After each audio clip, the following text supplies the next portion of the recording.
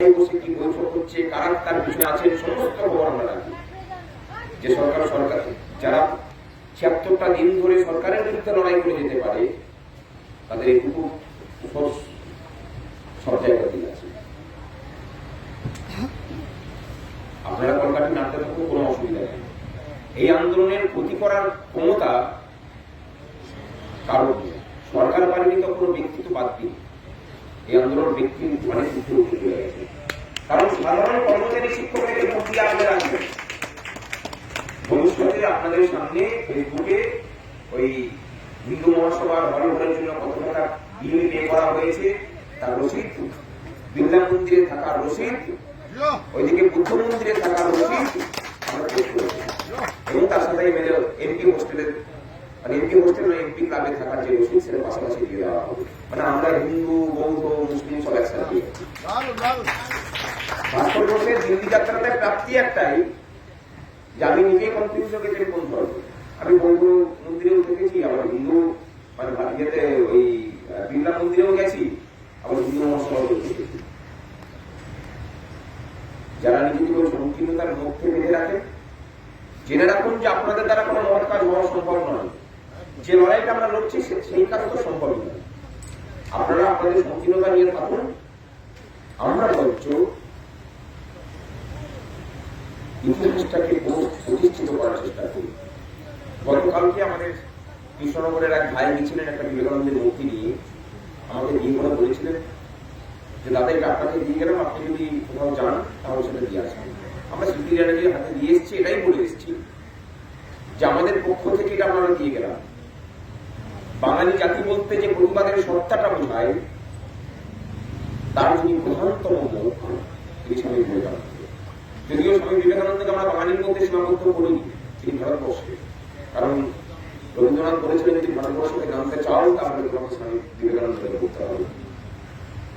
তারই যে ইতিহাস, বাঙালি জাতির যে গৌরব, সাহিত্য গৌরবকে প্রতিষ্ঠিত করার লড়াই আমরা লড়ছি, তারই প্রতিকৃতি হিসাবে স্বামী বিবেকানন্দের একটা মূর্তি আপনাকে উপহার দিয়ে দিলাম। তিনি বললেন যে যেভাবে এটা ব্যাখ্যা করলেন আমরা তাদের গ্রহণ করলাম। এবং তিনি এটাও বলেছেন যে যখন তিনি আসবেন কলকাতায় অবশ্যই আমাদের প্রধানমন্ত্রী আসবেন, এই কথা তিনি দিয়েছেন।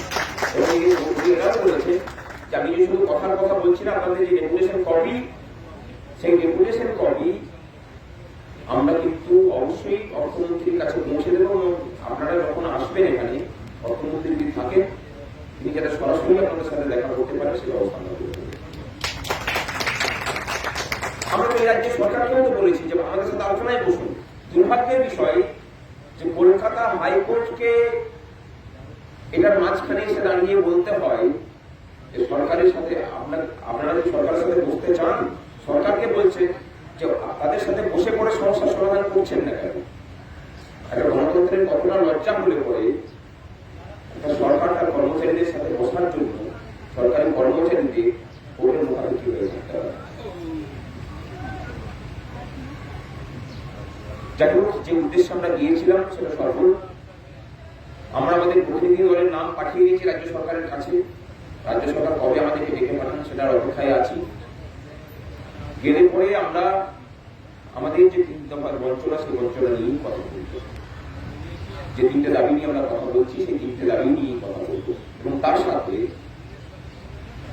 অবশ্যই 10 তারিখে ধর্মঘটে অংশগ্রহণ করার জন্য যে শোকজ করা হয়েছে সেটাকে ফেরত দেওয়া, যে একদিনের বেতন কাটা হয়েছে সেটাকে ফেরত দেওয়া, এবং তার সাথে যাদেরকে রিটায়ারমেন্ট করা হয়েছে তাদেরকে নিজে নিজের জায়গায় ফিরিয়ে নিয়ে আসার দাবিটা এক এবং 2 নম্বরে থাকবে।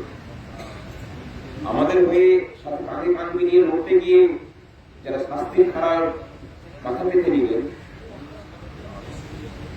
তাদেরকে সসম্মানে নিজের জায়গায় ফিরিয়ে নিয়ে আসলে আমাদের মনে হয় মহানবতার লড়াইয়ের থেকে অনেক বেশি দেব। এবং তারপরেও যদি সরকারের সাথে আমরা আশা করছি যে বৈঠক সফল হবে, যদি না হয় আমরা আরো বৃহত্তর আন্দোলন হয়ে যাবো, এটুকু নিশ্চিত। এবং তার আগে আমরা একটা যেটা বলেছিলাম যে মাননীয় মুখ্যমন্ত্রী যেটা বলেছিলেন যে চিন্তুনে নাকি চাকরি পেয়েছি, আমরা 2 দিনের মধ্যেই ড্রাফট ঘোষণা করে আমরা ওটাকে কর্মসূচি হিসেবে ঘোষণা করবো। এবং 3 থেকে আমরা সকলেই এই রাজ্যের সমস্ত শিক্ষক কর্মচারীরা আমরা চিঠি লিখে মাননীয় মুখ্যমন্ত্রীকে জানিয়ে দেবো যে আপনি তদন্ত করুন, আমরা সেই তদন্তের মুখোমুখি হয়ে প্রমাণ করে দেবো যে আমরা নিজেদের যোগ্যতা চাকরি পেয়েছি। কিন্তু সরকার দায়িত্ব নিক যে আমরা যে চাকরিটা চিঠুরের মাধ্যমে পেয়েছি সেটা প্রমাণ করতে হবে, চিঠুরটা ভারতীয় করতে হবে। সকলে ভালো থাকবেন। আমাদের আরেকটা পোস্টার ছাপানো হচ্ছে, সেই পোস্টার হচ্ছে লিফলেট। সেই লিফলেটটাকে নিয়ে আমাদের মানুষের কাছে যাবো, সাধারণ মানুষের কাছে। কোন প্রেক্ষাপটে লড়াই, এই লড়াইটার বৃহত্তর যে অ্যাসপেক্ট সেটা তুলে ধরা হবে। এবং তার সাথে পঞ্চায়েত ভোট আছে। আপনাদের এর আগে মহিলাদেরকে নেওয়া হতো না, কিন্তু এখন যেভাবে কর্মী সমাবেশ হয়েছে মহিলাদের ডিউটি করবে পঞ্চায়েতে। 3টে স্তরের পঞ্চায়েত ভোট হয়, একটা ব্যক্তি 3টে করে ভোট দেবে। আমরা চাই সাধারণ মানুষের নিরাপত্তার স্বার্থে, আমাদের নিরাপত্তার স্বার্থে এবং রাজ্য পুলিশের নিরাপত্তার স্বার্থে কেন্দ্রীয় বাহিনী গিয়ে পঞ্চায়েত ভোট অনুষ্ঠিত করবে। যদি না হয় ভোট কর্মী হিসেবে আমরা কথা শুনতে পারবো না। আপনার যা করার চেষ্টা করি। ভালো থাকবেন সকলে। নিজেরা নিজে থেকে ফিরে এসেছেন, অনেকেই অধিকাংশটাই বাড়িতে চলে গেছেন, তারা ক্লান্ত আছে। আমরা যারা আছি একটা সাংবাদিক সম্মেলন আমরা করতে পেরেছি। আমাদের দিল্লি যাত্রার বিষয়ে তাদের অনেক প্রশ্ন আছে, সেই বিষয়গুলোকে আমরা পরিষ্কার করতে চাই। হঠাৎ করে এখানে বললেন দাদা যে একটা প্রেস কনফারেন্স করা দরকার, আমাদের মনে হলো যে হ্যাঁ ঠিক আছে, এটাকে করাবো, ঠিক আছে।